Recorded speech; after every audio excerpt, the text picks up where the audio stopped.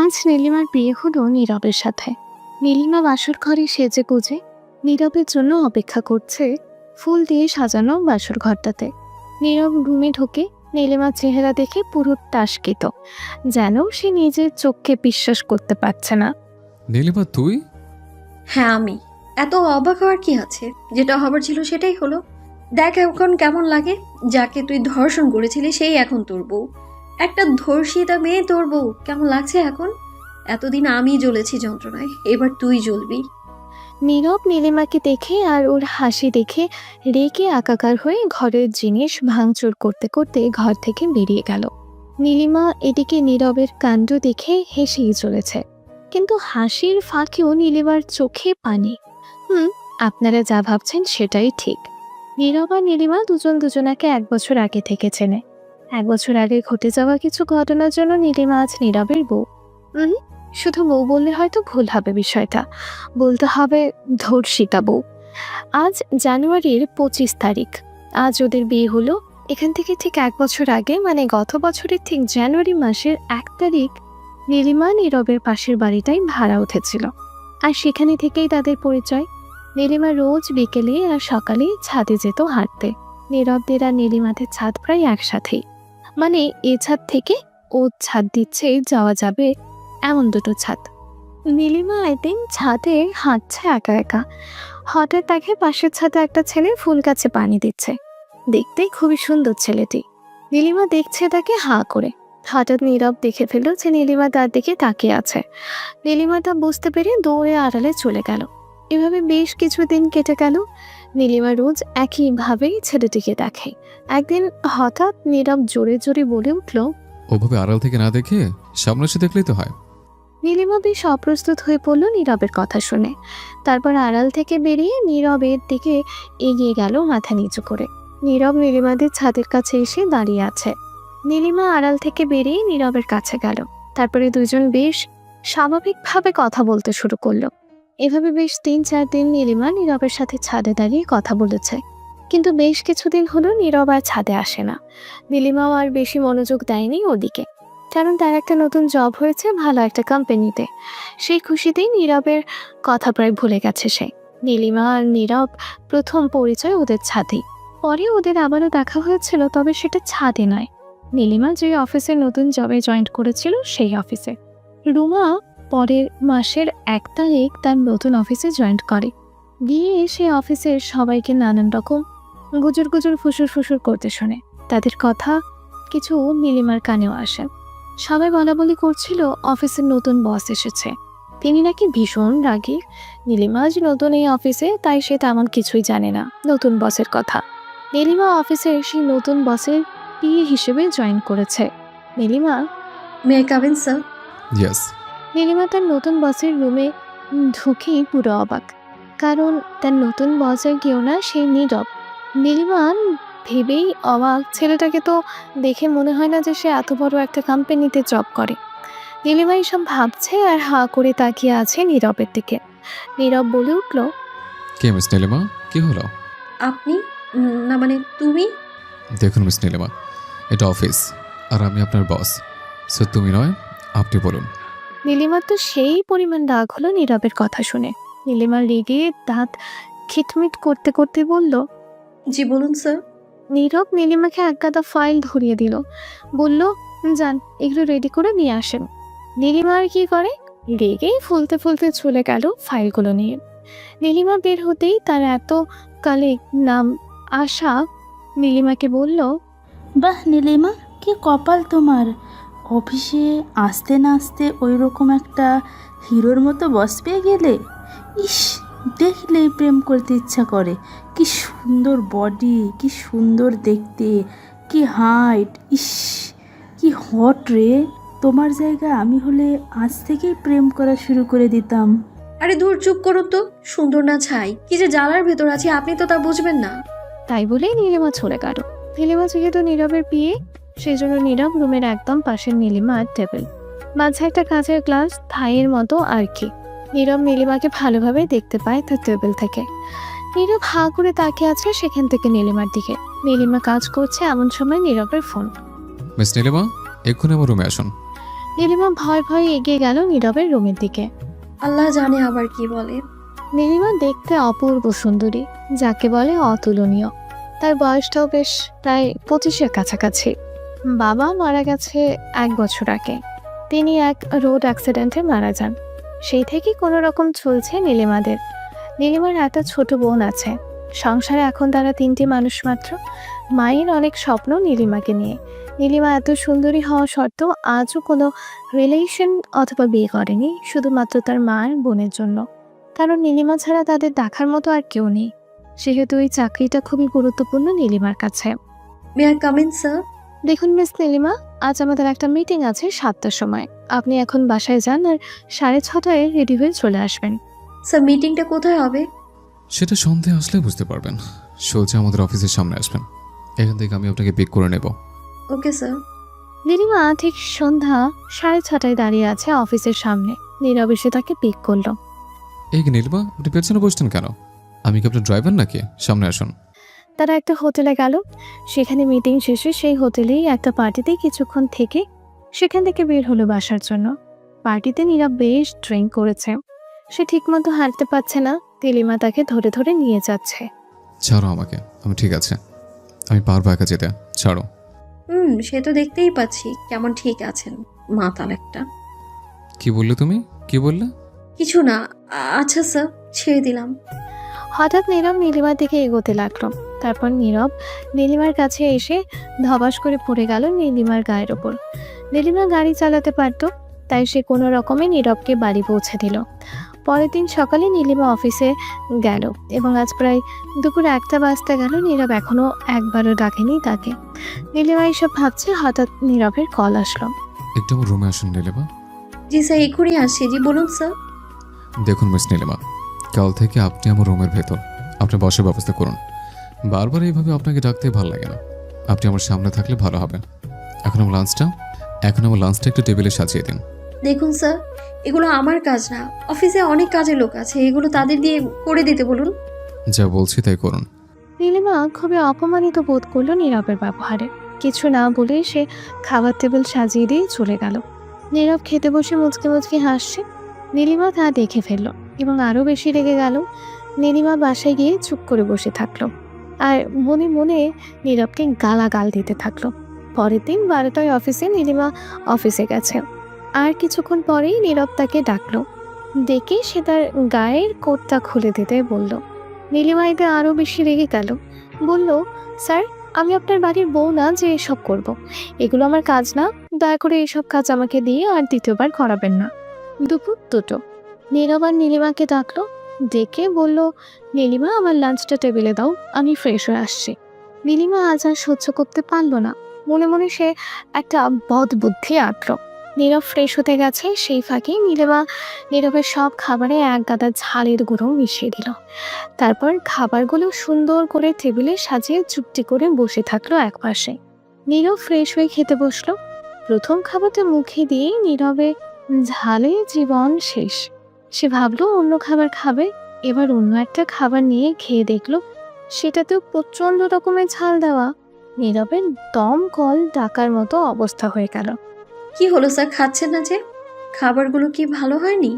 নীলিমা বলেছে আর মুচকি মুচকি হাসছে। নীলিমার হাসি দেখে নীরবের আর বুঝতে বাকি থাকলো না যে খাবারের ঝাল নীলিমায় মিশিয়েছে। নীরব অতিরিক্ত ফর্সা, সেই জন্য ঝালে তার মুখটা পুরো লাল হয়ে গেছে। নীলিমা দেখে কিছুটা ভয় পেয়ে গেল আর ভাবলো হয়তো বেশি বাড়াবাড়ি হয়ে গেছে তাই। নীরব রেগে মেগে একাকার। নীরব নীলিমার দিকে এগোতে লাগলো আর নীলিমা পিছাতে থাকলো। নীরব যত নীলিমার দিকে এগোয় নীলিমা তত পিছাতে থাকে। একটা সময় নীলিমার পিঠ সেই কাচের গ্লাসে ঠেকলো। ঠিক তখনই নীরব নীলিমার 2 হাত চেপে ধরলো গ্লাসের গায়ে। হঠাৎ নীরব নীলিমার ঠোঁটে কিস করে বসলো রাগের চোটে। যতক্ষণ না নীরবের মুখে ঝাল কমেছে ততক্ষণ নীরব রুমাকে কিস করছে। নীলিমা পুরো অবাক হয়ে পাথরের মতো দাঁড়িয়ে রইল। নীলিমা কল্পনাও করেনি যে নীরব ওইরকম একটা কাজ করে বসবে।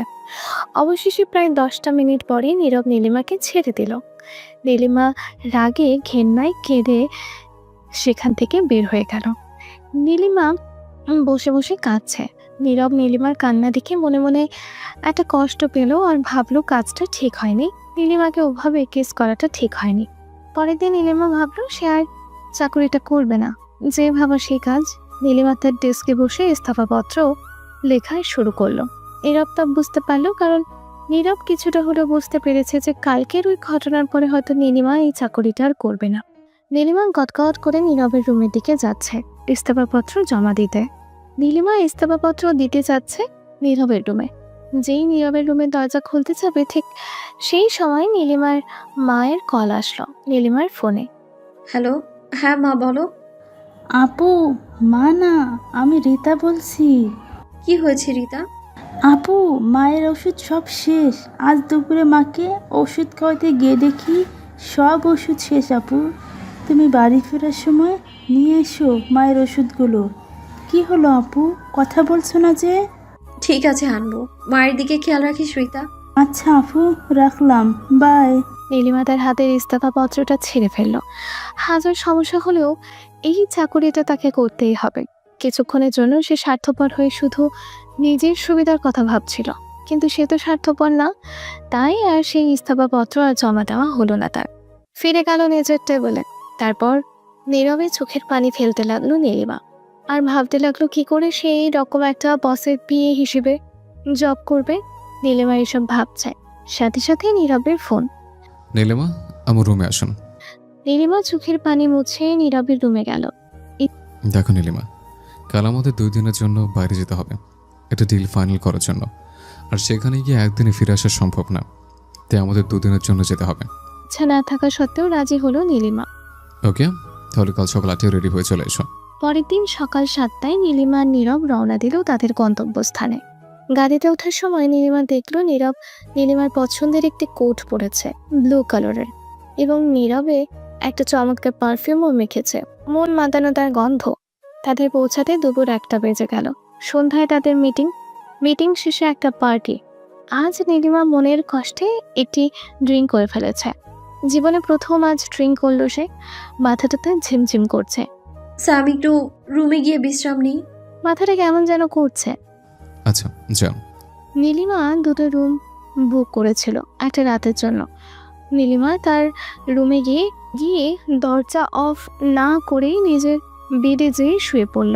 কিছুক্ষণ পর নীলিমা উঠে ফ্রেশ হয়ে ওয়াশরুম থেকে বাইরে আসলো। ঠিক তখনই তার রুমের লাইটটা নিভে গেল, আর নীলিমার সাথে সাথেই সেই মন মাতানো নীরবের গায়ের পারফিউমের গন্ধটা পেল। কে নীরব স্যার? নীরব স্যার আপনি কি এসেছেন নাকি? কথা বলছেন না যে? স্যার, স্যার নীরব স্যার। নীলিমা কারো হালকা ছায়া দেখছিল, কিন্তু যার ছায়া দেখছিল সেই মানুষটি কোনো জবাব দিল না নীলিমার কথার।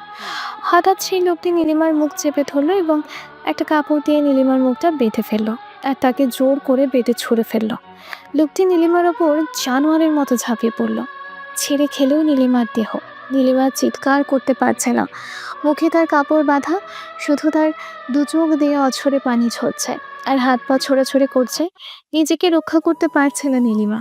লোকটি নীলিমা দেহ ভোগ করছে জানোয়ারের মতো। নীলিমা কিছুক্ষণ পর সেন্সলেস হয়ে পড়ল। সেন্স ফেরার পর নীলিমা দেখলো ঘরটা পুরো আলোয় ভরা, বাতি জ্বলছে। নীলিমার শরীরে কাপড় নেই, সেগুলো বেডের একপাশে ফেলানো। ঝাপসা চোখে নীলিমা দেখলো নীরবে সেই খোদ তার খাটের পাশে পড়ে আছে। নীরবের গায়ের সে পারফিউমের গন্ধ আর নীরবের গায়ের কোট দেখে নীলিমার আর বুঝতে বাকি থাকলো না তাকে কে ধর্ষণ করেছে। নীলিমা 1 মিনিটও দেরি করলো না, জামা কাপড় পরে সোজা নীরবের রুমে গেল। দেখলো নীরব তার রুমে নেই। একটা লোককে জিজ্ঞাসা করলো। লোকটি বলল নিচে এখনো বাতি চলছে, সেখানে দেখুন, হয়তো থাকতে পারে। নীলিমা নিচে গিয়ে দেখলো নীরব সেখানে। নীলিমা সোজা নীরবের কাছে যেয়ে কোনো কথা না বলে ঠাস করে একটা চড় বসালো সবার সামনে নীরবের গালে, আর উল্টোপাল্টা থর ঘুষি মারতে থাকলো। পার্টির সব লোক অবাক হয়ে গেল। গান বন্ধ হয়ে গেল। সবাই তাকিয়ে আছে নীলিমার দিকে। নীরব যেন পাথর হয়ে গেছে। নীলিমা চিৎকার করে কাঁদতে থাকলো আর বলতে থাকলো, কেন করলেন এমন? কেন কেন এত বড় সর্বনাশ করলেন আপনি আমার? কেন বলুন? পার্টির প্রতি একটি লোক এক দৃষ্টিতে তাকিয়ে আছে তাদের দিকে। নীরব অপমানে লজ্জায় মাথা নিচু করে দাঁড়িয়ে থাকলো। কিন্তু সত্যি কি তাই? নীরব কি সত্যি ধর্ষণ করেছে তাকে? তবে কেন দাঁড়িয়ে নীরবতা? আর ওই পারফিউম আর ওই কোটটি কাজ ছিল, ওগুলো তো নীরবেরই। নীরব নীলিমার দিকে হাঁ করে তাকিয়ে আছে। নীলিমা, তুমি কি বলছো? আমি কিছু বুঝতে পারছি না। কি হচ্ছে তোমার? আপনার কোটটা কোথায় স্যার? কোর্টে ড্রিঙ্ক পড়েছিল, তো রুমে রেখে এসছে। নীলিমা আবারও নীরবের গালে সপাটে একটা চড় মারলো আর বলল, মিথ্যুক কোথাকার। যেদিন তুই আমায় কিস করেছিলি সেই দিন আমি বুঝতে পেরেছিলাম তুই একটা আস্ত অমানুষ।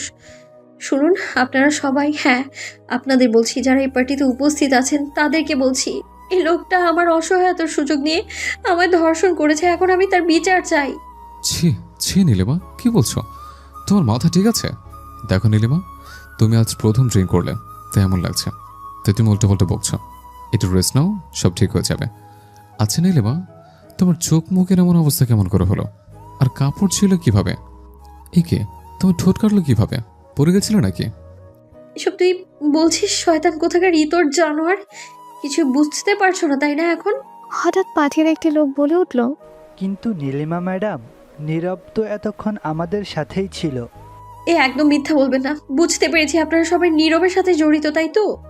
তাই বলেই নীলিমা গদগদ করে সেখান থেকে বের হয়ে নিজের রুমে চলে গেল এবং রুমে গিয়ে নিজের কাপড় গোছাতে রাখলো।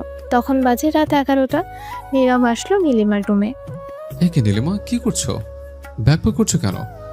আমরা কাল সকালে রওনা হবো, এখন না তো। তোর মতো একটা বদমাইশের সাথে এক রাত তো দূরের কথা, আর 1 মিনিটও থাকবো না আমি। নীলিমা, তুমি কি বলছো? আমি কিছু বুঝতে পারছি না, বিশ্বাস করো। নীলিমা তার বেডের পাশে পড়ে থাকা নীরবের কোটটার দিকে আঙুল দেখিয়ে বলল, এটা কি? আরে এটা তো আমার কোট, এখানে কি করে আসলো? কে আনলো এখানে? কিছুই বুঝতে পারছেন না তাই না? বলেই রুমালটা নীরবের কোটটা তুলে রুহুলের মুখের উপর ছুঁড়ে ফেলে দিয়ে নিজের লাগেজ নিয়ে বের হয়ে গেল রুম থেকে। নীলিমা সেখান থেকে একটা বাসে উঠে সোজা বাড়ি চলে আসলো। নীরব অনেক বাধা দেবার চেষ্টা করেছিল তাকে, কিন্তু নীলিমা কোনো কথাই শুনলো না নীরবের। নীলিমা বাড়ি পৌঁছে দেখলো তার মা বসে আছে সোফায়। কি রে মা, তোর না কাল দুপুরে আসার কথা ছিল, এত জলদি চলে আসলি যে? কোনো সমস্যা হয়েছে নাকি? নীলিমা তার মায়ের কোনো কথা জবাব না দিয়ে নিজের রুমে দরজা আটকে দিয়ে নীরবে চোখের পানি ফেলতে লাগলো। নীলিমার মা দরজায় টোকা দিচ্ছে। নীলিমা কি হলো? এসে দরজা আটকে দিলে যে, কোনো কথা বললি না যে আমার সাথে? এই নীলিমা কি হলো? দরজা খোল মা। কি হয়েছে মা তোর? আমাকে বলবে না মা? তোর মাকেও বলবে না মা? তুই দরজা খোল মা। নীলিমা দরজা খুলে দৌড়ে এসে তার মাকে জড়িয়ে ধরে কাঁদতে লাগলো জোরে জোরে। কি হয়েছে নীলিমা? এমন করে কাঁদছিস কেন মা? তুই বল আমাকে। মা, নীরব, ও মা, ওই জানোয়ারটা আমার অসহায়তার সুযোগ নিয়ে আমার সর্বনাশ করেছে। আমার জীবন শেষ করে দিয়েছে মা, ওই জানোয়ারটা। হে আল্লাহ, কি বলছিস নীলিমা তুই এসব? এই কথা বলেই নীলিমার মা ভীষণ অসুস্থ হয়ে পড়ল এবং কিছুক্ষণ পর সেন্সলেস হয়ে গেল। এমনিতেই নীলিমার মা আজ 2 দিন ওষুধ না খাওয়ার কারণে বেশ অসুস্থ। নীলিমা বাইরে থাকায় খবরটা তাকে জানানো হয়নি। নীলিমা তাড়াতাড়ি তার মাকে হসপিটালে নিয়ে গেল। এখন তার মাই আইসিইউতে, খুব খারাপ অবস্থা তার। নীলিমা এবার প্রতিজ্ঞা করলো যে নীরবকে সে আর তার পাপের শাস্তি অবশ্যই দেবে। নীলিমা হসপিটাল থেকে সোজা থানায় গেল এবং নীরবের বিরুদ্ধে রেপের অভিযোগের মামলা করলো। সাক্ষী ছিল তার ছোট বোন। পুলিশ ফোর্স নিয়ে নীরবের বাড়িতে গেল তাকে গ্রেফতার করতে। বাসায় কেউ আছেন? কি ব্যাপার স্যার, আপনারা? Any problem? জি, নীরব আপনার কি হয়? আমি নীরবের বাবা। নীরব আমার একমাত্র ছেলে। কি হয়েছে স্যার? নীরবের কি কিছু হয়েছে নাকি?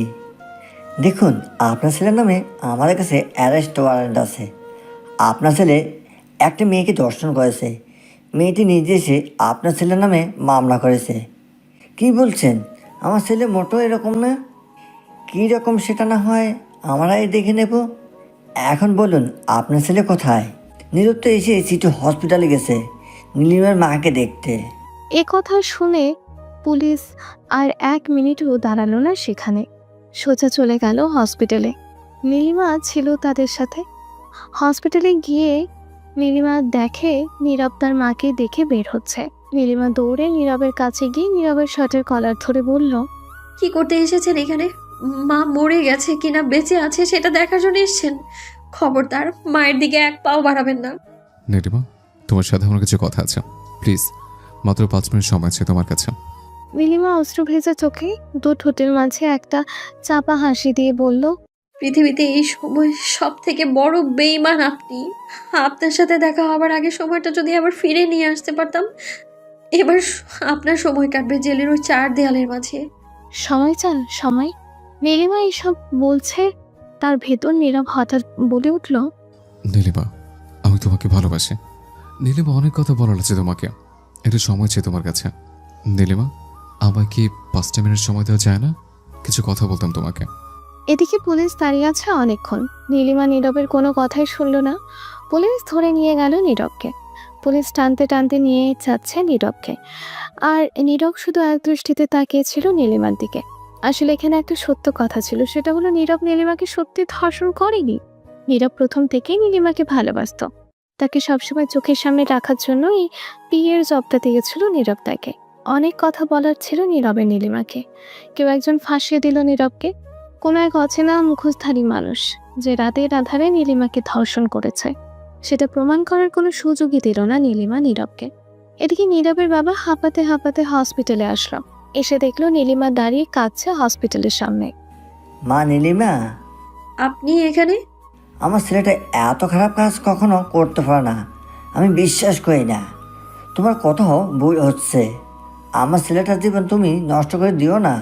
বাহ কাকু, আপনি শুধু নিজের ছেলের কথাটাই ভাবলেন, আর আমার সাথে যে এত বড় একটা অন্যায় হলো সেটা আপনার চোখে পড়লো না। আজ যদি আমি আপনার মেয়ে হতাম তো এমনটা করতে পারতেন আপনি? বলুন বলুন না কাকু, চুপ করে আছেন কেন, বলুন। মা নীলিমা, আমি তোমাকে কথা দিচ্ছি, আমার ছেলের সাথে বিয়ে দেবো আমি তোমার। তুমি ওর জীবনটা এইভাবে নষ্ট করো না। ছি কাকু, যেই লোকটা আমায় ধর্ষণ করেছে আপনি কি করে ভাবলেন যে আমি তাকে বিয়ে করব? আমি চাই নীরব শাস্তি পাক। বিশ্বাস করো মা, নীরবে এমন খারাপ ছেলে না। দেখুন কাকু, অনেক বলেছেন আর না। আপনি বয়সে বড়, তাই সম্মানের সাথে বলছি, চলে যান এখান থেকে। নীরবের বাবা মাথা নিচু করে সেখান থেকে চলে গেল। নীলিমা পুলিশ স্টেশনে গেল, যাতে কেউ ঘুষ দিয়ে নীরবকে ছাড়াতে না পারে। নীলিমা পুলিশের কাছে গিয়ে দেখলো নীরব জেলের ভেতরে। নীলিমা আস্তে করে নীরবের গ্রিলের সামনে গিয়ে দাঁড়ালো, গিয়ে নীরবকে ডাকলো। নীরব সাথে সাথে ছুটে চলে আসলো নীলিমার কাছে। নীরব রুমের ভেতর আর নীলিমা বাইরের মাঝে একটা গ্রিল। কেমন লাগছে নীরব স্যার? এখন পচে মরবেন আপনি এই 4 দেয়ালের ভেতর। দেখি কে বাঁচায় আপনাকে। আপনি আমার জীবনটা যেভাবে শেষ করে দিয়েছেন, আমি আপনার জীবনটা শেষ করে দিব সেভাবেই। কিন্তু আজ তুমি যেটা করলে, আমি কোনো দোষ না করো আজ ছেলে। আরে যাও যাও, যে তোমাকে রেপ করেছে তাকে খুঁজে বার করো। একটা কথা কি জানো তো, তোমাকে ভালোবাসাটা ছিল আমার জীবনের সব থেকে বড় ভুল, আর তাই সেই ভুলের মাসুল আজ দিতে হচ্ছে আমাকে। আমার লাইফ, ক্যারিয়ার, মান সম্মান সব শেষ করে দিলে তুমি। আমি যে তোমাকে রেপ করিনি সেটা একবার অন্তত প্রমাণ করার সুযোগ দিতে পারতে তুমি আমাকে। না, কিসের প্রতিশোধ নিয়েছো তুমি আমার থেকে? তবে একটা কথা মনে রেখো, এতদিন যতটা ভালোবাসতাম, আজ এই মুহূর্ত থেকে তার থেকে 1000 গুণ বেশি ঘৃণা করতে শুরু করলাম আমি তোমাকে। ধর্ষণ অভিযোগ করেছো তুমি আমার নামে, আর কোনোদিন হয়তো আমি সমাজে মাথা উঁচু করে কথা বলতে পারবো না। আজ থেকে তুমি হলে আমার সব থেকে বড় শত্রু। তুমি আমার জীবনের সবচেয়ে বড় শত্রু। তোমাকে আমি ছাড়বো না কিছুতেই। আরে ধুর, আপনি আবার মান সম্মান কি সেটার মানে বোঝেন নাকি? আর পড়ে থাকলে ভালোবাসার কথা, ওই পবিত্র কথা আপনার ওই নোংরা মুখে উচ্চারণ করবেন না, তাতে ভালোবাসার অসম্মান করা হবে। নীলিমা, আমি তো এখান থেকে বের হবই, আজ না হয় কাল। এতদিন আমার ভালোবাসা দেখেছ, এবার দেখবে আমি কতটা খারাপ হতে পারি। আসলে একটা কথা কি জানেন, একটা ভালো মানুষ যখন খারাপ হয় তখন সে একাই 10টি খারাপ মানুষের থেকেও ভয়ানক হয়ে ওঠে। ভালোবাসা যখন ঘৃণায় পরিণত হয় না, তখন সেটা পৃথিবীর সব ভালোবাসাকে হার মানিয়ে দেয়। অন্যায় না করে সাজা ভোগ করতে কারোরই ভালো লাগে না। আজ থেকে শুরু হলো নীরব আর নীলিমার শত্রুতা। ভালোবাসার ঘৃণায় পরিণত হলে সেটা ভয়ানক রূপ ধারণ করে। নীলিমা নীরবের কথাগুলো চুপ করে শুনে হাসতে হাসতে সেখান থেকে বের হয়ে গেল। নীরব এখন প্রতিশোধের আগুনে চলছে। সে কিন্তু বেশি দিন জেলে থাকেনি। নীলিমা নিজে তার করা অভিযোগ তুলে নিয়েছিল। কিন্তু কেন নীলিমা কেন তার করা অভিযোগ তুলে নিল? এত ঘৃণা এত রাগ কোথায় গেল নীলিমার? কেন অভিযোগ তুলে নিল নীলিমা? কি কারণ ছিল তার পেছনে? নীলিমা সেদিন নীরবের সাথে দেখা করে চলে আসার পর নীলিমা হসপিটালে যায় তার মাকে দেখতে। নীলিমার মা তার কিছুদিন পর মারা যান। তিনি মারা যাবার আগে নীলিমাকে কিছু কথা বলে যান।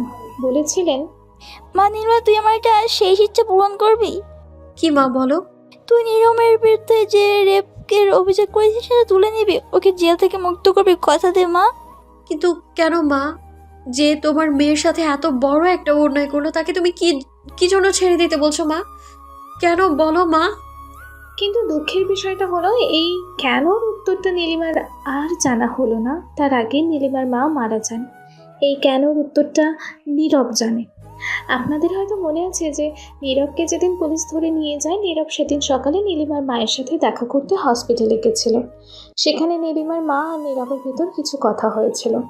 কথাগুলো জানতো নীলিমার মা, যিনি এখন আর বেঁচে নেই, আর জানে নীরব।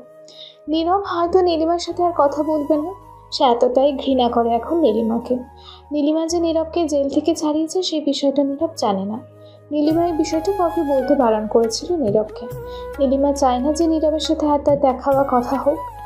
তবে নীরব জেল থেকে ছাড়া পেয়েছিল ঠিকই, কিন্তু সে সমাজের মানুষের কথার জেলে আটকা পড়েছিল। তার এলাকায় টিকে থাকা অসম্ভব হয়ে উঠেছিল। সমাজের মানুষের নোংরা নোংরা কথা নীরবকে যেন প্রতি মুহূর্তে মৃত্যু যন্ত্রণা দিয়ে মারছিল। এদিকে নীলিমারও একই অবস্থা। ধর্ষিতার কলঙ্ক মাথায় নিয়ে সমাজে তার টিকে থাকা অসম্ভব হয়ে গেছিল। অনেকে তাদের দুজনের বিয়ে দেওয়ার কথাও বলেছে, কিন্তু নীরব নীলিমাকে বিয়ে করতে রাজি না। অপরদিকে নীলিমাও নীরবকে বিয়ে করতে রাজি না। এলাকার লোকজন আর নীরবের বাবা মিলে নীলিমাকে অনেক জোরাজোরি করে বিয়েতে রাজি করালো। নীলিমার বিয়েতে রাজি হওয়ার পেছনে একটা কারণ তো অবশ্যই ছিল। সেটা হলো নীলিমা ভেবেছে সে নীরবকে বিয়ে করেই তার উপর প্রতিশোধ নেবে। নীরবের কাছে থেকে তাকে একটু একটু করে যন্ত্রণা দিয়ে শেষ করে দেবে। নীলিমা রাজি হলো বিয়েতে। তবে একদিন সকালে নীলিমা হঠাৎ নীরবের বাবাকে ফোন করে দেখা করতে বলে তার সাথে। নীরবের বাবা রাজি হলো দেখা করতে গেল তিনি নীলিমার সাথে। নীরবের বাবা, কি ব্যাপার নীলিমার মা, তুমি আবারও এটা বলতে আমাকে ডাকোনি তো যে তুমি নীরবকে বিয়ে করবে না?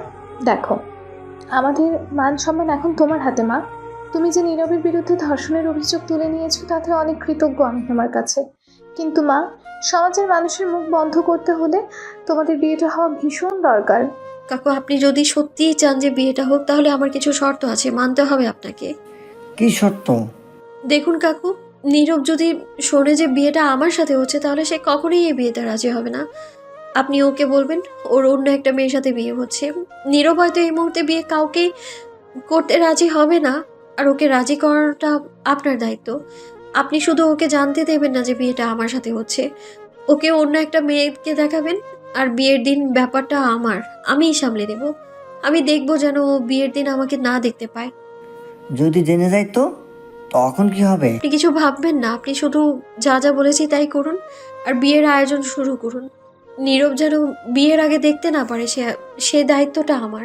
নীরব কিছুতেই রাজি হচ্ছিল না বিয়েতে। তার বাবা অনেক কষ্ট করে রাজি করালো তাকে। নীরবের বাবা বলেছিলেন, নীরব, তুই যদি বিয়ে না করিস তো আমার মরা মুখ দেখবি। সবার হয়তো জানা আছে এই কথাটা। বাবা মায়ের সব থেকে বড় অস্ত্র সন্তানের জন্য। নীরবের মা নেই। ছোটবেলা থেকে তার বাবা মায়ের ভালোবাসাতেই তাকে মানুষ করেছে। কখনো মায়ের অভাব বুঝতে দেয়নি। বাবাকে নীরব পাগলের মতো ভালোবাসে, তাই সে তার বাবার কথা ফেলতে পারেনি। তবে বাবা, আমার একটা কথা রাখতে হবে। কি বল? বাবা, আমি মেয়ে দেখব না। মেয়ে তো তুমি দেখেছ, সেটাই যথেষ্ট। আমি আর দেখব না। কিন্তু নীরব না দেখে কি করে বিয়ে হয়? তিনি মুখে এ কথা বললেও মনে মনে কিন্তু অনেক খুশি হয়েছেন। মেয়ে দেখানো থেকে বেঁচে গেলেন। দেখো বাবা, আমি শুধুমাত্র তোমার কথা রাখার জন্য বিয়েতে রাজি হয়েছি। আর কিছু করতে বলো না বাবা আমাকে, প্লিজ। যাই হোক, নীরবের বাবা মনে মনে অনেক খুশি হলেন, কারণ মেয়ে দেখানোর ঝামেলাটা তার ঘাট থেকে নামলো। বিয়ে আয়োজন শুরু হয়ে গেল। নীলিমা বিয়ের দিন মুখের ওপর এক হাত ঘোমটা দিয়েছিল যাতে নীরব তার মুখ দেখতে না পায়। আর নীরবও বিয়ের কনেকে দেখার কৌতূহল একবারও দেখায়নি। মনে হচ্ছিল তার কাছে এই বিয়েটার কোনো মূল্যই নেই, আর এই মুহূর্তে তার মন মানসিকতাও ঠিক নেই। বিয়েটা কোনো রকম সাদামাটা করে ছোটোখাটো আয়োজন করে শেষ হয়ে গেল। আর এখন নীলিমা বাসর ঘরে বসে আছে।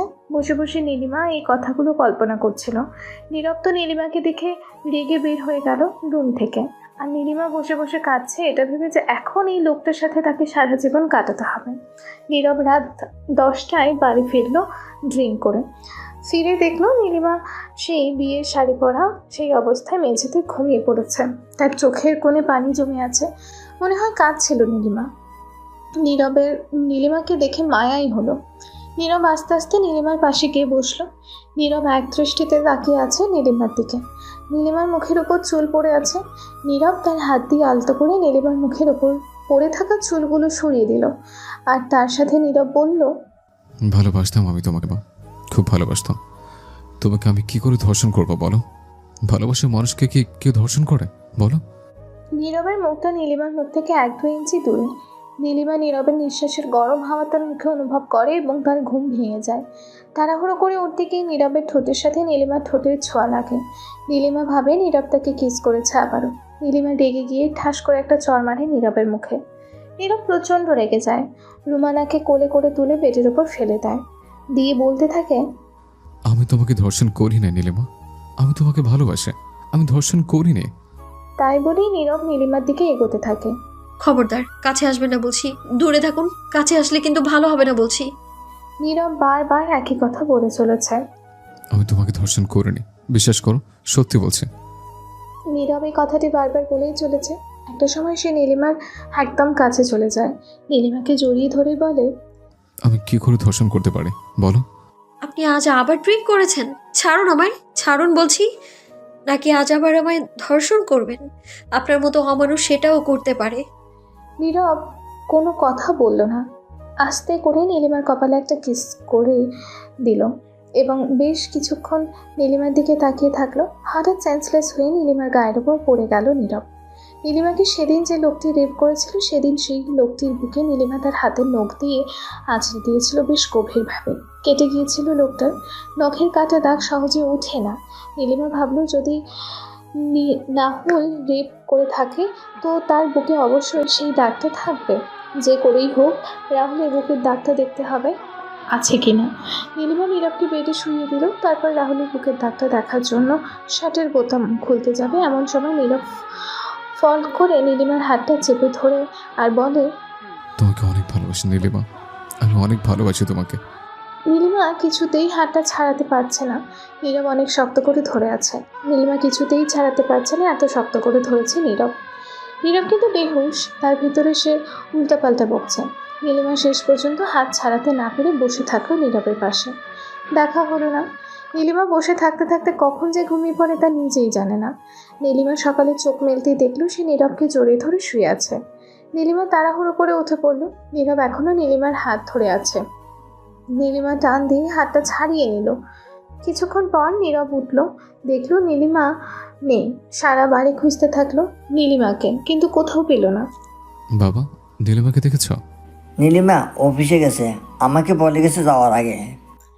নীরব তার বাবাকে জিজ্ঞাসা করলো নীলিমা কোথায়। তখন নীরবের বাবা বললেন যে নীলিমা অফিসে গেছে।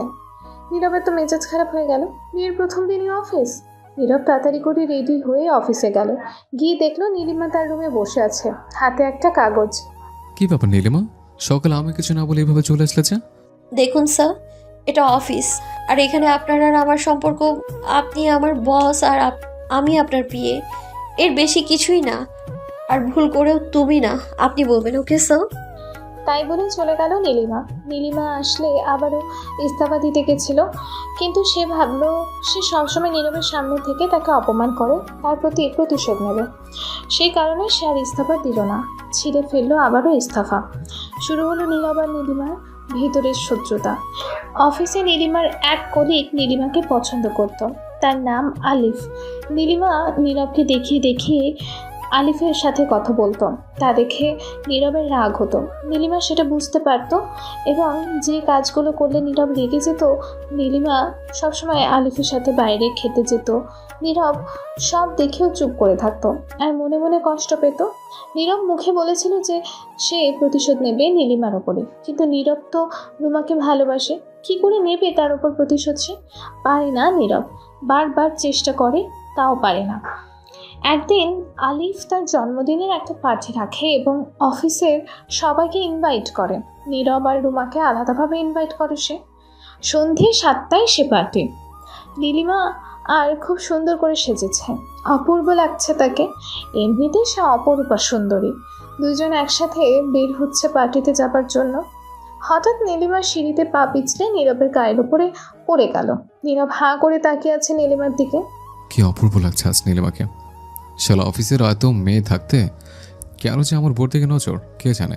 শালা লুচ্ছে একটা, বাকি বা একদিন ওরে দেবো আচ্ছা মতো রাম পেদানে। নীরব কথাগুলো মনে মনে ভাবছে। নীরব নীলিমাকে দেখে চোখ ফেরাতে পারছে না। সেই যেন নিজের ভিতরে থেকে হারিয়ে গেল। হঠাৎ নীলিমার দিকে এগিয়ে গেল কিস করার জন্য। নীলিমা ধাক্কা দিয়ে সরিয়ে দিল নীরবকে। নীরব কিছুটা অপমানিত হলো। নিজের বউকে কিস করতে পারবে না সে? একটু অধিকারও নেই তার স্বামী হিসেবে? নীরবের মাথায় একটা বদ বুদ্ধি এলো। নীলিমা চলে যাচ্ছে এমন সময় নীরব বলে উঠল, নীলিমা সাবধানে, সামনে সাপ। নীলিমাকে আর কে ধরে? ও আল্লাহ বলেই চিল্লাতে চিল্লাতে দৌড়ে এসে নীরবকে জড়িয়ে ধরলো। বাঁচাও বাঁচাও বাঁচাও, সাপ সাপ সাপ সাপ। নীরব হেসে দিল নীলিমার কাণ্ড দেখে। রাহুলও নীলিমাকে জড়িয়ে ধরলো। নীলিমা বুঝতে পারলো ঘটনা পুরোটা মিথ্যে, কোনো সাপটাপ নেই, সব নীরবের মিথ্যা কথা। ছাড়ুন বলছি, আমার ছাড়ুন।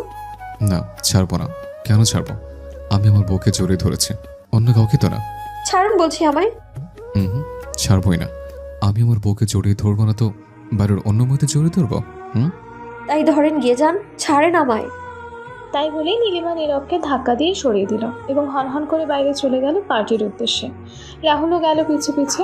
নীলিমা ট্যাক্সির জন্য অপেক্ষা করছে বাসার সামনে দাঁড়িয়ে, কিন্তু কোনো কিছুই পাচ্ছে না। তাই হাঁটতে লাগলো নীলিমা। আলিফের বাসা বেশি দূরে না তাদের বাসা থেকে, তাই সে হাঁটতে হাঁটতে এগোতে থাকলো। নীরব তার পেছনে হাঁটছে। কিছুক্ষণ পর হঠাৎ নীলিমার পেছন থেকে একটি মেয়ে চিৎকার করে উঠল, ছাড়ুন ছাড়ুন বলছি, অসভ্য ইতর জানোয়ার, ছাড়ুন। তাই বলে মেয়েটা মারতে লাগলো নীরবকে। নীলিমা দৌড়ে গেল। সরি আপু, সরি সরি। উনি আমার হাজবেন্ড, প্লিজ ছেড়ে দিন। একটু এদিকে আসুন। আসলে কি জানেন তো, আমার হাজবেন্ডের মাথায় একটু সমস্যা আছে বুঝলেন, সেই কারণেই মেয়ে দেখলে এমনটা করে সে। সরি, কিছু মনে করবেন না প্লিজ। হ্যাঁ আচ্ছা, ইটস ওকে। তা আগে বলবেন তো যে তার মাথায় সমস্যা। আচ্ছা, সামনে রাখুন। নীলিমা এই সব আবল তাবল বলে নীরবকে মেয়েটার হাত থেকে বাঁচালো কোনো রকমে। তারপর রেগে ফুলতে ফুলতে নীরবের কাছে গেল। এই যে বেহায়া নীরব, কি ব্যাপার? মান সম্মান আর কিছু রাখলেন না নাকি রাস্তার ভেতরেও শুরু করে দিয়েছেন? ছি ছি ছি। অবশ্য কেনই বা বলছি এসব কথা আপনাকে? আপনার মতো একটা লোক সব করতে পারে, সব। কেন এখন ছিচি করছো কেন? তখন তো বললে যে অন্য মেয়েতে জড়িয়ে ধরতে। তার নিজের বউ যদি বলে তাহলে তো আর না করতে পারি না। তোমাকে ধরতে দেবে না, তাই এই ব্যবস্থা। কি আর করা, দুধের স্বাদ ঘোলে মেটাই, এই আর কি। ছি, তাই বলে যাকে তাকে? ছি ছি। কোথায় আমি আর কোথায় ওই রাস্তার মেয়ে? বউ আর অন্য মেয়েকে এক হলো? ছি। ওই দেখো, নিজে বলে এখন নিজে ছিচি করছো। তাহলে তোমাকে জড়িয়ে ধরি একবার, প্লিজ একবার। তাই বলেই নীরব জড়িয়ে ধরলো আবারও নীলিমাকে। ছি, ছাড়ুন বলছি, ছাড়ুন। তাই বলে নীলিমা রাজুলকে ছাড়িয়ে নিয়ে চলে গেল পার্টিতে। ওই মেয়েটার হাত থেকে নীলিমা যখন নীরবকে বাঁচালো, নীরব ভেবেছিল নীলিমা একটু হলেও হয়তো ভালোবাসে তাকে, কিন্তু না, সে হয়তো এখনো বিশ্বাস করতে পারেনি নীলিমাকে যে সে তাকে রেপ করেনি। নীলিমা এখনো আগের মতোই ঘৃণা করে তাকে। দুজনেই পার্টিতে পৌঁছে গেল। নীলিমার দিকে সবাই হাঁ করে তাকিয়ে আছে। মনে হচ্ছে পার্টির আকর্ষণ পুরোটা নীলিমাকে ঘিরে। আলিফ নীলিমার হাতে একটা কিস করে তাকে নিয়ে স্টেজের উপর উঠল। নীলিমা কিছুই বুঝতে পারছে না আলিফ কেন করছে এগুলো। আলিফ, কি করছো আলিফ? আমাকে এখানে কেন আনলে? হাত ছাড়ো, আমার সবাই দেখছে। নীরব রেগে ফুলছে আলিফের কাজ দেখে। হঠাৎ আলিফ বলল, সবার দৃষ্টি আকর্ষণ করছে। এই যে আপনারা আমার সাথে যে অপূর্ব সুন্দরী রমণীকে দেখছেন, তার সাথে খুব তাড়াতাড়ি আমার বিয়ে হতে যাচ্ছে। আজ আমাদের এঙ্গেজমেন্ট পার্টি এটা। নীলিমা অবাক হয়ে তাকিয়ে আছে নীরবের দিকে। নীরব এই বাড়াবাড়ি আর সহ্য করতে না পেরে নীলিমার কাছে যাওয়ার জন্য পা বাড়ালো। ঠিক তখনই সবাইকে অবাক করে দিয়ে নীলিমা আলিফের গালে একটা চড় মারল। নীলিমা পার্টি ভর্তি লোকের সামনে আলিফের গালে চড় মারল। কি বলছেন কি আলিফ আপনি? মাথা ঠিক আছে আপনার? আপনি খুব ভালোভাবেই জানেন যে আমি বিবাহিত। আপনার সাথে দুদিন ভালো করে কথা বলেছি আর আপনি এইসব কিছু ভেবে বসে থাকলেন? আপনি ছি, আপনাকে একজন ভালো বন্ধু ভেবেছিলাম আর আপনি। এই শোনো, তোমার মতো মেয়েদের না খুব ভালো করে চেনা আছে বুঝলে। নীরব স্যারের টাকা থেকে তাকে ফাঁসিয়ে গলায় ঝুলে পড়ছো। তো চলো আমার সাথে, চিন্তা করো না, বউ বানাবো না, শুধু এক রাতের জন্য চলো, টাকায় মুড়ে দিব। চলো চলো। নীলিমা অপমানে লজ্জায় সেখান থেকে চলে আসছে। এমন সময় নীরব তার হাত টেনে ধরলো, ধরে সোজা আলিফের কাছে গিয়ে গেল। তারপর আলিফের গালে একটা চড় মারল নীরব আর বলল, আমার বউকে অপমান করার সাহস হয় কি করে তোর? এতই যদি খারাপ তাহলে বিয়ে করার জন্য লাফাচ্ছিস কেন? কাল থেকে তোকে জানে নীলিমা আমার গলায় ঝোলে না। ভালোবাসতাম আমি ওকে, তাই বিয়ে করেছে। ও আমার অহংকার, মনে রাখিস। নীরব এইসব কথা বলেই নীলিমাকে নিয়ে সোজা বাসায় চলে আসলো।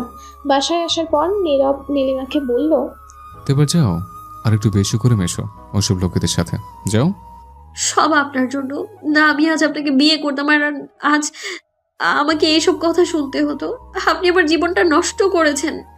আপনার লোভ আর আমার জীবনটা নষ্ট করেছে। নীলিমা কাঁদছে আর এইসব কথা বলছে। আমি আর থাকবো না আপনার সাথে। আর না, আমি ডিভোর্স চাই কালই। না নীলিমা, এমনটা করো না তুমি। আমি থাকতে পারবো না। বিশ্বাস করো নীলিমা, আমি তোমাকে রেপ করিনি। ওই দিন আমি তোমার রুমে যাইনি। তুমি যখন গিয়েছিলে রুমে, বিশ্বাস করো, আমাকে ছেড়ে যেও না তুমি। নীলিমা, ছেড়ে যেও না। বিশ্বাস? হ্যাঁ, ওই শব্দটা আপনার মুখে মানায় না। আমিও করেছিলাম আপনাকে বিশ্বাস। বিশ্বাস করেই বাইরে গিয়েছিলাম আপনার সাথে, আর আপনি তার সুযোগ নিয়ে আমার জীবনটা নষ্ট করেছেন। কি করলে বিশ্বাস করবে বলো? কি করবো আমি তোমাকে বিশ্বাস করানোর জন্য? বড় নীলিমা, কালই ডিভোর্স চাই আমার, আর কোনো কথা নয়। আমি তোমাকে যেতে দেবো না। আমাকে ছেড়ে কিছুতেই না। নীরব তাই বলেই জোর করে নীলিমার সাথে ফিজিক্যাল রিলেশন করে। তারপর বলে, যাও, যাও এবার আমাকে ছেড়ে। দেখি কেমন পারো।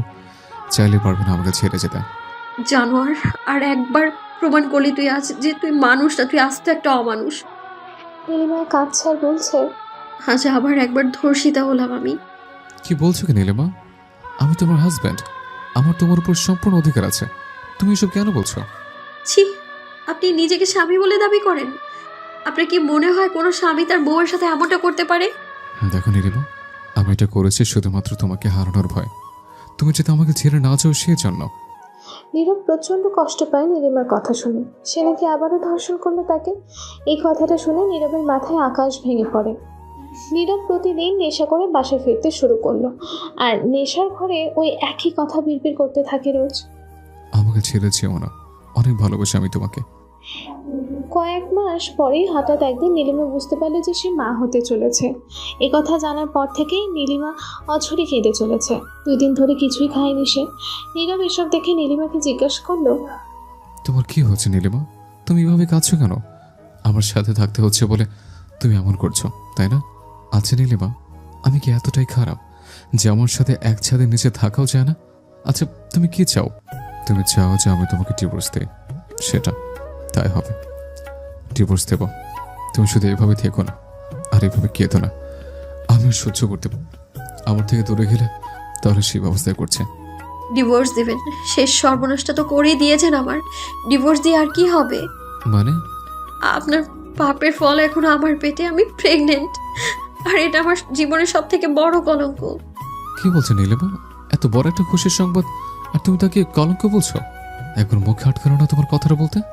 না, আটকালো না, কারণ আমি একজন ধর্ষকের সন্তানের মা হতে চলেছি, কোনো ভালো মানুষের না। কি বলছো কি নীলিমা তুমি?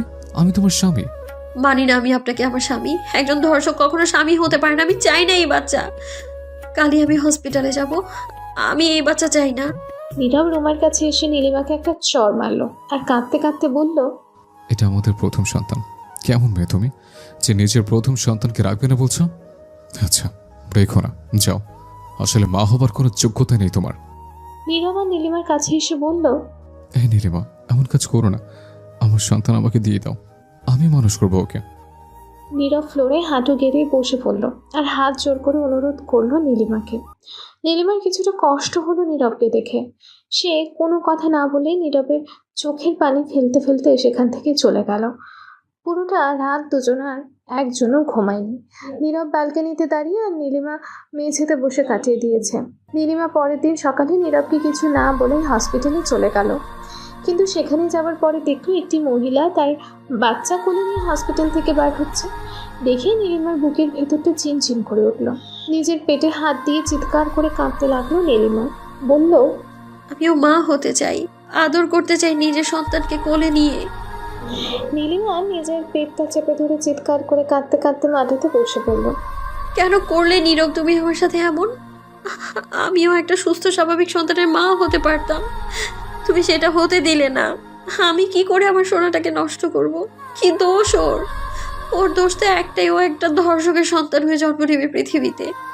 নীলিমা প্রায় 2 ঘন্টা হসপিটালের সামনে বসেছিল একটা বেঞ্চে। কি করে নষ্ট করবে সেই সন্তান? তার তো কোনো দোষ নেই। মা হবার স্বাদ সব মেয়েরই থাকে। এদিকে নীরব নীলিমাকে কোন মেয়ে হয়ে খুঁজে বেড়াচ্ছে। মাথা খারাপ হয়ে যাচ্ছে নীরবের। নীরব ভাবছে নীলিমা হয়তো তাকে ছেড়ে চলে গেছে। বারবার এই কথায় মাথায় আসছে নীরবের। শেষমেশ পারল না নীলিমা, পারল না তার পেটে থাকা সন্তানকে নষ্ট করে দিতে। ফিরে আসলো নীলিমা বাড়িতে। এসে কেবল বাড়িতে ঢুকেছে তখনই দেখলো নীরবের বাবা তাড়াহুড়ো করে বাসা থেকে বের হচ্ছে। কি হয়েছে বাবা? বৌমা, বৌমা, নীরব, নীরব, কি হয়েছে নীরবের? বৌমা, নীরব সকালে উঠে তোমাকে না পেয়ে খুঁজতে বের হয়েছিল। একটু আগেও ওর এক বন্ধু ফোন করে বলল ও নাকি অ্যাক্সিডেন্ট করেছে, হ্যাঁ এখন হসপিটালে ভর্তি। নীরবের বাবা কাঁদছেন, তাই বলে নীরবের বাবা দৌড়ে চলে গেলেন হসপিটালে। নীলিমা গেল তার পিছে পিছে। তারা হসপিটালে গিয়ে দেখেন নীরবের খুবই খারাপ অবস্থা। পায়ে লেগেছে খুব, মাথায় আর হাতেও লেগেছে। নীরবের কোনো সেন্স নেই। ডক্টর এসে বললেন নীরবের খুবই খারাপ অবস্থা, অপারেশন করতে হতে পারে। অনেক রক্ত বের হয়ে গেছে, রক্ত দিতে হবে। নীলিমা ডাক্তারের কথা শুনে বসে পড়ল। এসব কিছুর জন্য নিজেকে দায়ী করতে থাকলো। না না, সে এত বাড়াবাড়ি করতো না, নীরবের এমন অবস্থা হতো। নীলিমা ভীষণ কান্নাকাটি করতে থাকলো। ডক্টর এসে বললেন, নীরবের সেন্স ফিরেছে, সে নীলিমা নামের কাউকে খুঁজছেন। এখানে নীলিমা নামের কে আছেন? নীলিমা তাড়াতাড়ি উঠে এসে বলল, আমি আমি আমি ডক্টর, আমি নীলিমা, আমি ওনার স্ত্রী। একটাবার দেখা করতে পারি আমি ওনার সাথে? জি, তবে 5 মিনিটের জন্য, আর বেশি কথা বলবেন না। আচ্ছা ঠিক আছে, তাই হবে। নীলিমা দৌড়ে গেল নীরবের কাছে। গিয়ে নীরবের হাতটা ধরে বলল, ক্ষমা করে দাও নীরব আমায়, আর কখনো এমনটা হবে না। তোমায় না বলে যাওয়াটা আমার ভুল হয়ে গেছে। শুনছো তুমি নীরব, আমাদের বাচ্চাকে আমি মেরে ফেলিনি। নীরব ঝাপসা চোখে শুধু একটাই কথা বলে, নীলিমা, তুমি আমাকে ছেড়ে যেও না। নীরবের সেন্স পুরোপুরি ফেরেনি এখনো। সে ঘোরের ভেতরেই একটা কথাই বলছে। ছেড়ে যেও না নীলিমা। কিছুক্ষণ পরে নার্স এসে নীলিমাকে বার করে দিল। তারপরে ডক্টর এসে বললেন, নীরবের অপারেশন করতে হয়নি, তবে তার পায়ে আর মাথায় অনেক আঘাত লেগেছে, সেরে উঠতে সময় লাগবে। নীলিমা ভীষণ কাঁদতে লাগলো, কারণ পুরো ঘটনার জন্য দায়ী ছিল সে। প্রায় 1 মাস হলো নীরব হসপিটালে। নীলিমা ঠিকমতো খাওয়া দাওয়া করে না, প্রায় সারাদিন হসপিটালে পড়ে থাকে। কাল নীরবকে হসপিটাল থেকে রিলিজ করা হবে। অনেক সকালে নীলিমা এসে হাজির নীরবকে নেবার জন্য।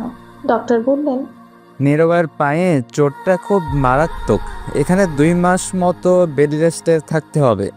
বেশি হাঁটাচলা করতে পায়ে চোট লাগবে। নীলিমা নীরবকে ধরে নিয়ে গেল। নীরব হাঁ করে তাকিয়ে আছে নীলিমার দিকে, আর ভাবছে যে নীলিমা তাকে দেখতে পারতো না, সে আজ এত পাল্টে গেল কি করে। নীরব তো বেশ এখনো অসুস্থ, ঠিক করে কথা বলতেই পারছে না। নীলিমা নীরবকে বাসায় নিয়ে আসলো। নীরব অনেক দিন হসপিটালে ছিল, তাই নীলিমা নীরবের গায়ের কাপড় পাল্টে শরীরটা ভালো করে একটা ভেজা কাপড় দিয়ে মুছে দিচ্ছে। নীলিমা নীরবের শরীর মোছাতে মোছাতে হঠাৎ নীরবের বুকের দিকে নজর যায়। নীলিমার সেই মুখের দাগের কথাটা মনে পড়ে। কিন্তু এই কি, নীরবের বুকে তো এমন কোনো মুখের আঁচড়ের দাগ নেই। দাগটা মুছে যাওয়ার তো কথা না এত তাড়াতাড়ি। নখের ক্ষতটা বেশ গভীরভাবে কেটেছিল নীলিমা, মাত্র কিছুদিন হয়েছে। দাগটা এখনও সেই একই রকম থাকার কথা, কিন্তু আশ্চর্য ব্যাপারটা হলো নীরবের বুকে কোনো নখের আঁচড়ের দাগ তো দূরের কথা, একটা মশার কামড়ের দাগ পর্যন্ত নেই। নীরব অনেক ফর্সা, ক্ষতটা সেরে গেলেও দাগটা তো থাকার কথা। নীলিমা হাঁ করে তাকিয়ে আছে নীরবের বুকের দিকে। তাহলে কি নীলিমা এতদিন ভুল বুঝেছে নীরবকে? নীরব কি তবে তাকে ধর্ষণ করেনি? যদি তাই হয়ে থাকে তাহলে এইভাবে বোঝা কি করে ঘাড়ে নেবে নীলিমা? নীলিমা অনেক খারাপ ব্যবহার করেছে তার সাথে। হে আল্লাহ, এই কোন পাপে জড়ালাম আমি? একজন নির্দোষ মানুষকে কত শাস্তি দিলাম আমি, কোনো অপরাধ ছাড়াই। নীরব নীলিমার গায়ে হাত দিয়ে বলল, এই নীলিমা, কি হলো? হঠাৎ করে এমন চুপ হয়ে গেলে কেন? কি হয়েছে? কাঁদছো কেন? আমি তো ঠিক আছি এখন।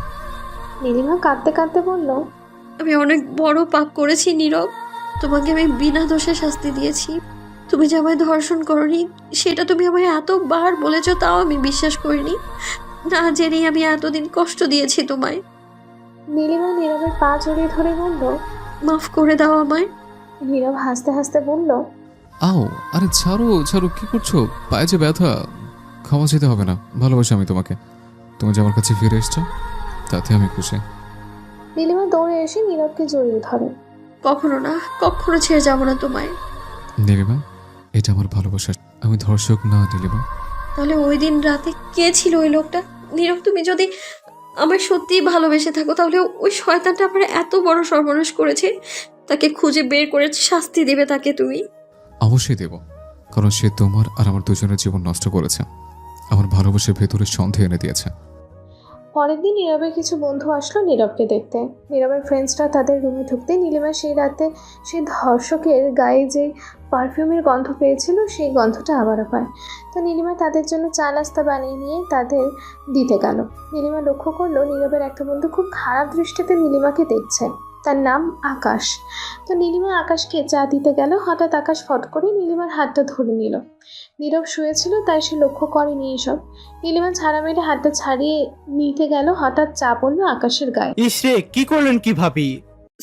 সরি। আচ্ছা ঠিক আছে। ইস আকাশ, তোর তো শার্টটা পুরো ভিজে গেছে। নীলিমা, আকাশকে আমার একটা টি শার্ট দাও, পাল্টে নেই। নীলিমা একটা শার্ট এনে দিল আকাশকে। আকাশ বারবার বিভিন্ন বাহানায় ছোঁয়ার চেষ্টা করছে নীলিমাকে।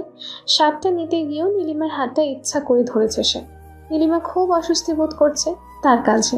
নীরবকে কিছু বলতে পারছে না নীলিমা, কারণ নীরব এখনো অসুস্থ। আকাশ নীরবে অনেক ঘনিষ্ঠ বন্ধু, একসাথে এক অফিসে চাকরি করে তারা। আকাশ শার্ট চেঞ্জ করেছে নীরবের সামনে।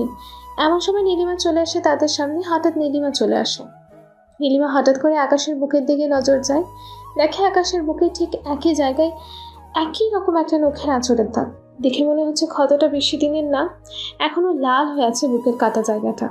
দেখে রুমারার গলা বুক শুকিয়ে আসে ভয়ে। তবে আকাশ কি সেই ছেলে যে তাকে ধর্ষণ করেছিল? রুমারা ওই রাতে সেই লোকটির হাতেও খামচি দিয়েছিল। নীলিমা ভাবলো, একবার ভালো করে দেখি হাতে সেই দাগটা আছে কিনা। ভালো করে না জেনে তারপর দোষারোপ করা ভালো। এমনিতেই আমার জন্য আগে নির্দোষ হয়েও শাস্তি পেয়েছে। এ কি, আকাশের হাতেও যে সেই দাগটা আছে কাটা। নীলিমার আর বুঝতে বাকি থাকলো না তাকে আকাশই ধর্ষণ করেছিল। নীলিমা ভয়ে দৌড়ে দোতলা থেকে নিচে চলে গেল। নীরব সেটা দেখে একটু সন্দেহ হলো। আকাশ বুঝে ফেললো যে নীলিমা হয়তো সব জেনে গেছে। আকাশ তাড়াহুড়ো করে নিচে চলে যাবার জন্য। এই মুহূর্তে নীরবকে কি করে বলবে নীলিমা এসব কথা? নীরব যে এখনো অনেক অসুস্থ, ওরা হাঁটাচলা করা একদমই বারণ। রাহুকে এসব বললে নীরব উত্তেজিত হয়ে পড়বে। নীলিমা এসব ভাবছে নিচে বসে। হঠাৎ আকাশ রুমান দেখলো আকাশ তাড়াহুড়ো করে চলে যাচ্ছে। নীলিমা তাকে দেখে বলল, কি ব্যাপার আকাশ ভাই, চা না খেয়ে চলে যাচ্ছেন যে? আজ যাই ভাবি, অন্য একদিন খাবো। ভয় পেয়ে গেলেন নাকি? ভয়? কিসের ভয়? না কিছু না, রেডি থাকেন আকাশ ভাই, জেলের ভাত খাওয়ার জন্য। ও, তাহলে তুমি সব জেনে গেছো? যাও, সব জেনে যখন গেছো তাহলে আর লুকোচুরি খেয়ে লাভ কি? তাই বলে নীরব নীলিমার মুখটা চেপে ধরে কিচেনের ভিতর নিয়ে গেল আর বলল, দেখো নীলিমা, তুমি জেনেছো, আর কেউ যদি এসব শোনে তাহলে তোমার ওই উপরে যে খোড়াবর আছে না, তাকে একেবারে উপরে পাঠিয়ে দেবো, বুঝলে? তাই বলেই আকাশ নীলিমার কোমরে হাত বোলাতে লাগলো। জানো তো তুমি, সেই রকম একটা জিনিস, তোমার ফিগারটা চরম মাইরি বলছি, দেখলেই ধরতে ইচ্ছে করে। অফিসে প্রথম তোমাকে দেখেই ভালো লেগেছিল, বিয়ে করার জন্য নয়, শুধু তোমার শরীরটার জন্য। জসিন রাহু তোমাকে কিস করেছিল, আমি দেখে ফেলেছিলাম। সেদিন থেকে তোমাকে ভোগ করার বাসনাটা আমার আরো বেশি করে মনের ভিতর চেপে বসে। সেদিন পার্টিতে নীরবের কোর্টে ড্রিঙ্ক পড়েছিল, সেটা আমার কাছে দিয়েছিল রাখার জন্য। সেটা নীরবের রুমে রাখতে গিয়ে দেখি তোমার রুমের দরজা খোলা। ভাবলাম নীরবকে ফাঁসাবো, সারা ছোটবেলা থেকে সবসময় আমার থেকে উপরে থেকেছে, সবসময় আমাকে ছোট করে কথা বলে, আমার পছন্দের জিনিস ওই নিয়ে নিত। ভাবলাম এবার আর তা হবে না, তাই ওর আগে তোমাকে আমি ব্যবহার করলাম, জিতেছি এবার আমি। হা হা হা, ওইবার আমার ব্যবহার করা জিনিস ব্যবহার করবে। নীরব, এবার দেখ কেমন লাগে। আকাশ এখনো নীলিমার মুখটা হাত দিয়ে চেপে ধরে রেখেছে, যাতে নীলিমা চিৎকার করতে না পারে। নীলিমার চোখ থেকে অঝরে পানি ঝরছে। আর শোনো নীলিমা, এইসব কথা যদি তুমি আর আমি ছাড়া অন্য কারো কানে যায় তো নীরবকে তো শেষ করবই আগে, তারপর তোমার পালা। আর ও হ্যাঁ, তোমার বোনটা তো একা একা থাকে তাই না? কথাগুলো ভালো করে মাথায় ঢুকায় নাও। কেউ যদি জানতে পারে বা তুমি যদি থানা পুলিশ করো তো আমি জেলে যাব, বাট তোমাদের খুন করে তারপর যাব। আকাশ এইসব বলেই নীলিমাকে মেঝেতে ফেলে দিয়ে চলে গেল। নীলিমা মেঝেতে বসে কাঁদতে লাগলো। কি করবে সে এখন? নীরব তো অসুস্থ, কাকে বলবে সে এখন এইসব কথা? নীরব হাঁটা চলা করতে পারছে না। এই সময় যদি আকাশ নীরবের কিছু একটা ক্ষতি করে দেয় তো? এমনিতেই তার জন্য নীরব বিনা দোষে অনেক শাস্তি ভোগ করেছে। ধার না, এসব কথা ভাবছে নীলিমা বসে বসে। নীলিমা দৌড়ে গিয়ে নীরবকে জাগিয়ে ধরে কাঁদতে লাগলো জোরে জোরে। কি হচ্ছে নীলিমা? কাঁদছো কেন? নীলিমা, নীলিমা। না কিছু না। নীরব, আমায় তুমি ক্ষমা করেছো তো? জানি তোমার কাছে ক্ষমা চাওয়ার কোনো মুখ নেই আমার, তবু আমায় ক্ষমা করে দিও। আর শুধু আমার জন্য তোমার এই অবস্থা। আরে ধুর পাগল, কিছু বলো না তুমি? হ্যাঁ, এটা ঠিক যে যখন আমি জেলে ছিলাম একটু রাগ হয়েছিল, তার বেশি দিন সে রাগটা মনের ভেতর পুষে রাখতে পারিনি। নীলিমা সব সময় নীরবের সাথে সাথে থাকে। তার মনে একটা ভয় কাজ করছে যে আকাশ নীরবের কোনো ক্ষতি না করে দেয়। নীলিমা শুধু নীরবের সুস্থ হওয়ার অপেক্ষা করছে। সে মনের ভেতর কথাগুলো আর চেপে রাখতে পারছে না, অপেক্ষা করছে কবে নীরবকে বলবে। হঠাৎ আকাশ একদিন নীরবদের বাসায় এসে হাজির। নীরব এখনো ঠিক করে হাঁটতে পারে না। বেশ কিছুদিন ধরে জ্বর নীরবের। নীরব দোতলায় তার রুমে শুয়ে আছে আর নীলিমা কিচেনে রান্না করছে। নীলিমা তো শাশুড়ি নেই, শ্বশুর কাছে না অফিসে। নীরব যে অফিসে জব করতো সেটাই তাদের অফিস। নীরবের অবর্তমানে তিনি এখন অফিস সামলাচ্ছেন।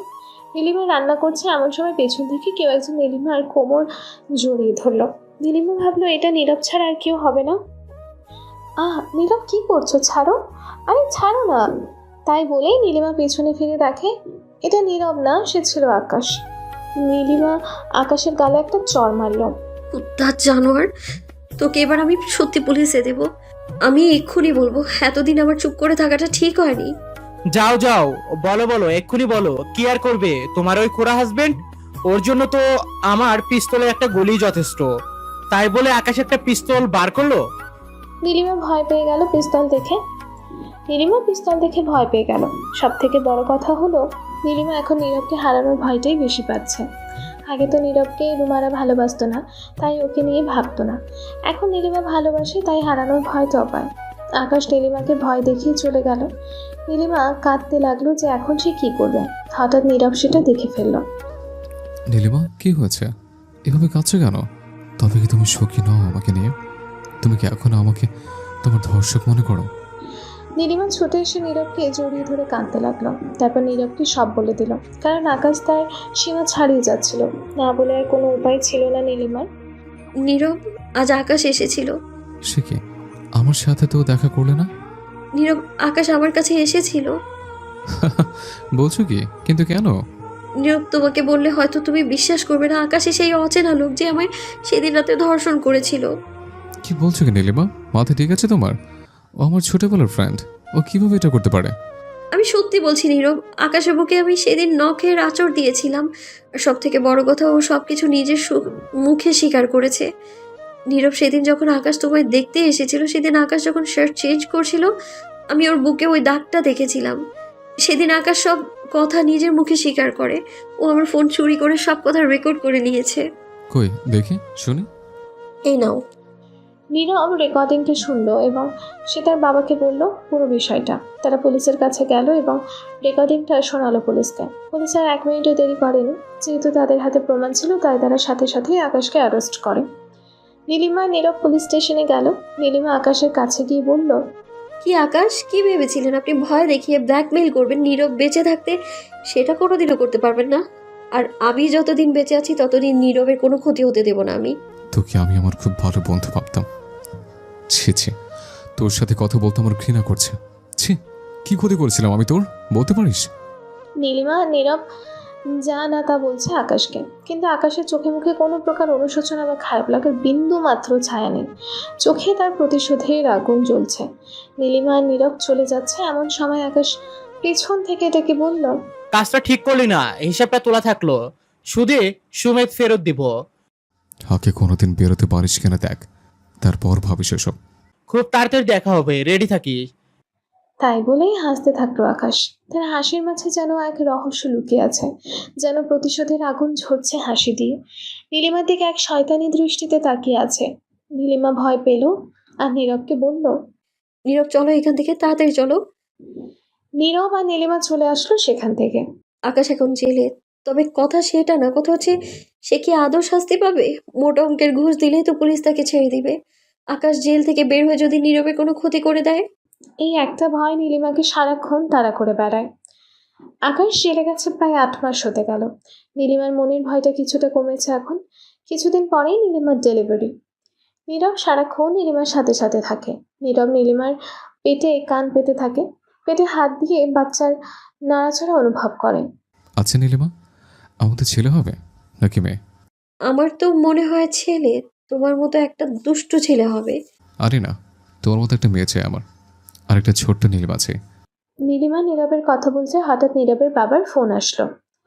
নীরব বাবা, একটু অফিসে আসতে হবে। কেন বাবা? একটা মিটিং আছে, তুই না হলে হবে না। বাবা, তুমি তো জানো নীলিমা বাসায় একা, ওর শরীরটাও ভালো না, ওকে একা ফেলে কিভাবে? বেশিক্ষণ লাগবে না। আচ্ছা বাবা, আমি আসছি। কি হলো নীরব, কে ফোন করেছে? নীলিমা, আমাকে এক্ষুনি একটু অফিস যেতে হবে। চলে আসবো লক্ষ্মীটি, একটু পরে। চিন্তা করো না, তোমার বোনকে ডেকে নাও। আরে না থাক, সমস্যা নেই, আমি পারবো একা।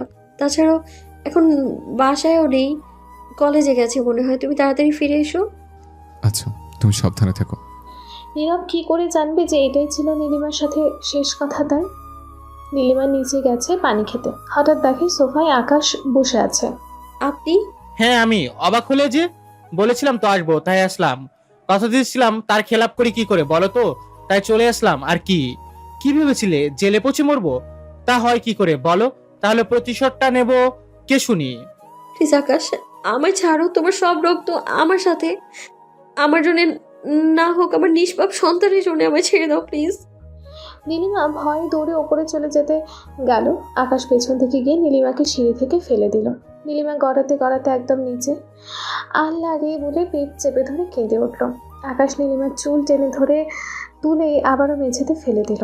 দেখ এবার কেমন লাগে। নীলিমা সেন্সলেস হয়ে পড়ল। আকাশ নীলিমাকে ফেলে রেখে চলে গেল। এদিকে নীরব বারবার ফোন করছে বাসায়, অথচ নীলিমা ফোন রিসিভ করছে না। কী করে করবে? তার যে অবস্থা খুবই খারাপ। নীলিমা সেন্স ফেললো। নীলিমা ওঠার চেষ্টা করলো কিন্তু পারছে না। নীরব নীলিমাকে ফোনে না পেয়ে তাড়াতাড়ি বাসায় চলে আসলো। এসে নীরব রুমে ঢুকতেই পা স্লিপ করে পড়ে গেল। তাকিয়ে দেখলো যে রক্তের ওপর স্লিপ করেছে। তারপর দেখলো নীলিমা মেঝেতে পড়ে আছে, আর পুরোটা মেঝে রক্তে ভরা। নীরব পাগলের মতো নীলিমার কাছে ছুটে গেল। নীলিমা, কি হচ্ছে তোমার? নীলিমা, কি হচ্ছে তোমার? কি করে হলো এসব? চিৎকার করে কাঁদতে লাগলো নীরব। নীলিমা বলল, আমার খুব কষ্ট হচ্ছে নীরব। আমার যাই হোক না কেন, আমাদের সন্তানটাকে বাঁচাও নীরব। নীরব, আকাশ আকাশ। তাই বলে আবারও সেন্সলেস হয়ে গেল। নীরব তাড়াতাড়ি করে নীলিমাকে হসপিটালে নিয়ে গেল। 1 ঘন্টা পরে ডক্টর অপারেশন থিয়েটার থেকে বের হয়ে বললেন নীলিমার মেয়ে হয়েছে। তবে নীলিমার অবস্থা খুবই খারাপ। তাকে একবার ডেকেছে নীলিমা। নীরব দৌড়ে গেল নীলিমার কাছে। নীলিমা, আমার জান পাখি, প্লিজ কেঁদো না, তোমার কিচ্ছু হবে না। নীলিমা, তোমার এই অবস্থা হলো কি করে বলো আমাকে? কি করেছে তোমার এই অবস্থা? আমি তাকে ছাড়বো না। আকাশ এসেছিল নীরব, ও আমায় ফেলে দেয় সিঁড়ি থেকে। আমার খুব কষ্ট হচ্ছে নীরব।